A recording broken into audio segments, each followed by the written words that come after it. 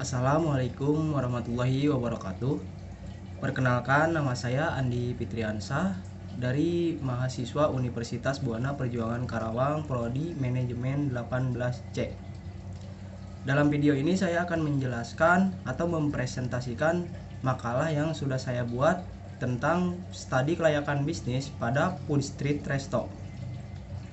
Tugas ini diajukan untuk memenuhi tugas mata kuliah studi kelayakan bisnis yang diampu oleh dosen Robi Fauji SEMM. Food Street Resto ini beralamatkan di Jalan Raya Rengas Dengklok nomor 15, Kecamatan Rengas Dengklok, Kabupaten Karawang, Jawa Barat.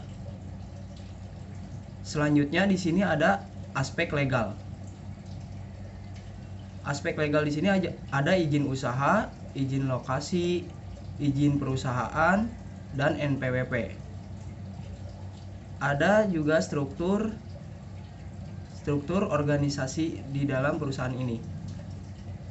Di antaranya ada pemilik, bagian produksi, bagian marketing, bagian keuangan, dan para karyawan lainnya. Lalu aspek pasar. Pasar sasaran bisnis kuliner ini menjangkau semua kalangan masyarakat, mulai dari anak kecil hingga dewasa, serta berbagai profesi dan kelas sosial khususnya untuk berdomisili di Rengas Dengklok dan sekitarnya. Segmentasi pasar. Demografi pada produknya dapat dibeli oleh semua kalangan, usia, semua jenis kelamin, dan khususnya pecinta kuliner jalanan. Geografi. Target konsumen yang dapat diraih adalah semua masyarakat baik pengunjung yang dari Rengas Dengklok maupun luar Rengas Dengklok. Dan psikologis, resto ini ingin mempertahankan budaya yang ada di dalam Indonesia. Untuk pesaing di perusahaan kuliner ini, diantaranya ada Rumah Makan Saung Berem, Rumah Makan Saung Desa, dan rumah makan Sunda lainnya. Strategi bauran pemasaran. Produk. Untuk produk yang dijual pada Food Street Resto ini berupa makanan dan minuman. Dan lokasi Food Street Resto ini berlokasi di pinggir jalan raya, di mana jalan yang sering dilalui banyak orang pastinya. Sehingga lokasi ini sangat cocok untuk Food Street Resto ini. Untuk harga mulai dari 3.000 sampai 30.000 sesuai makanan atau minuman yang diinginkan. Promosi. Untuk promosi di dalam media internet dan menyebar poster promosi ke seluruh daerah Rengas Dengklok khususnya. Selanjutnya di sini ada aspek teknis dan teknik. Metode penilaian hasil value.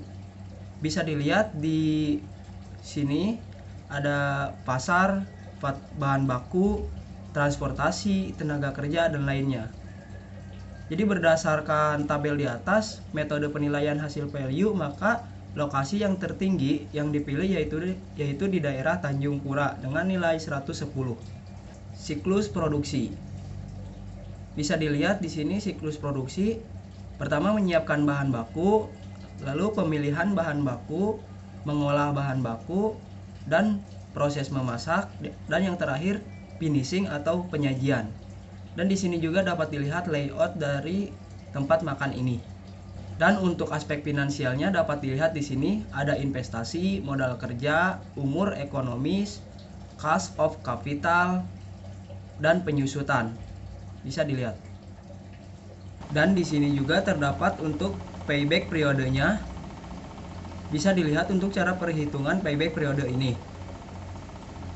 Dapat disimpulkan payback periode kurang dari umur ekonomis 5 tahun maka dinyatakan baik. Ada average rate of return ARR. Bisa dilihat. Untuk net present value atau NPV jika kas bersih tiap tahun berbeda, bisa dilihat untuk tabelnya. Di sini ada total PV kas bersih, total PV investasi, NPV, dan kesimpulannya NPV lebih dari 0 maka usaha dinyatakan layak atau baik. Dan untuk kesimpulan akhir, berdasarkan beberapa aspek yang telah dikaji, usaha street food resto ini sudah termasuk dalam kategori perusahaan yang layak untuk dijalankan. Perusahaan ini sudah memiliki legalitas hukum yang sah dan sesuai dengan aturan. Selain itu, dalam segi teknis dan produksi, perusahaan ini sudah sangat rapi dan layak. Serta bila dilihat dari segi keuangan, perusahaan ini memiliki keuntungan yang cukup besar apabila dijalankan. Sekian penjelasan yang dapat saya berikan, kurang lebihnya mohon maaf. Terima kasih.